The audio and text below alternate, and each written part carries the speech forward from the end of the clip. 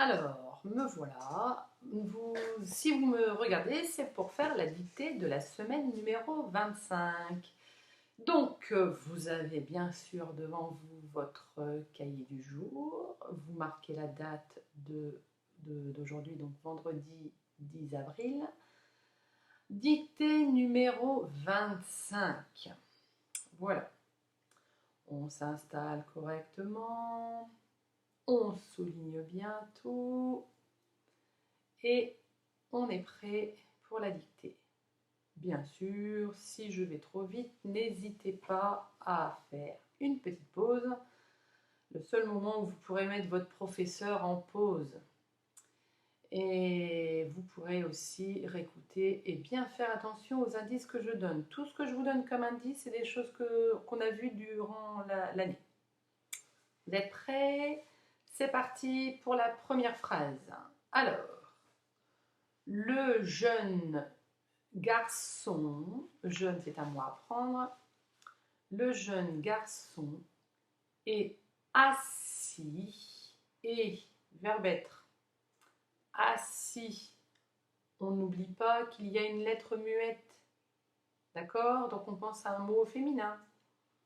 Sur le banc, donc le jeune garçon est assis sur le banc avant de rentrer chez lui. Rentrer est un infinitif. Avant, mot à prendre.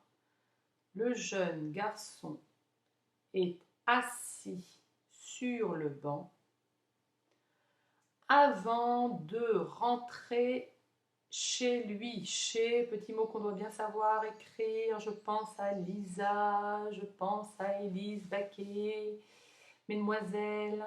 Eva aussi, c'est pareil, on fait bien attention. Chez, c'est un petit mot qu'il faut savoir écrire. Il s'écrit toujours de la même façon.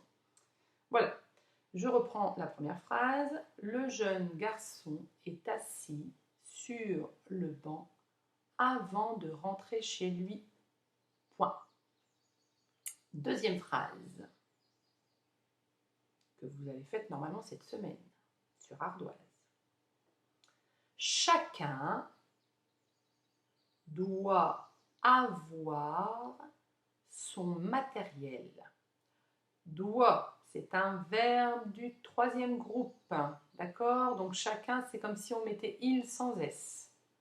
Donc qu'est-ce qu'on met pour il sans S comme terminaison à un verbe? Chacun doit avoir son matériel. Son ici, ce n'est pas le verbe, c'est un déterminant. On verra dans quelques semaines. Point. Chacun doit avoir son matériel. Point. Troisième phrase. Plonger à l'infinitif. Plonger dans ce bassin. Ce, je vous rappelle, ce CE devant un nom, on peut le remplacer par le ou par mon. Et ce SE, on le met devant un verbe. Et on peut le remplacer par me ou par te. Plonger dans ce bassin est désagréable. Et c'est le verbe. Et après, désagréable. Comme ça se prononce. Point. Fin de la troisième phrase. Mais pas à la fin de la dictée. Non, faut pas rêver. Alors, phrase numéro 4, toujours les mots de mardi. La fatigue. Attention, fatigue et non pas fatige. La fatigue grandit. A grandit, verbe du deuxième groupe. Alors on met une terminaison pour un verbe du deuxième groupe. La fatigue. Par quel pronom personnel je pourrais le remplacer? Je vous laisse chercher et vous essayez de réfléchir aussi avec ce pronom personnel, qu'est-ce qu'on met au bout du verbe? Donc je reprends la phrase.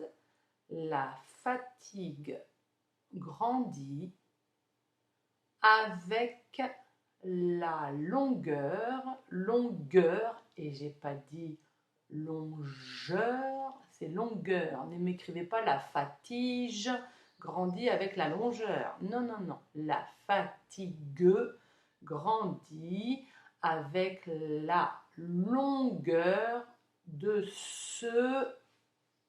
attention, ce voyage. Voyage, il me semble qu'on l'a déjà appris dans une semaine de mots. Donc j'espère que vous le savez encore.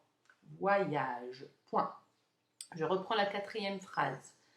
La fatigue grandit avec la longueur de ce voyage. Point. 5e phrase, et c'est les phrases de jeudi, pardon. Il n'y en a qu'une, donc ça va aller. Il faut partir. Il faut, Élise, Lisa, on fait attention. Il faut partir aussi vite. Aussi, c'est un mot qui est à apprendre. Il faut partir aussi vite que possible avant l'énorme bataille.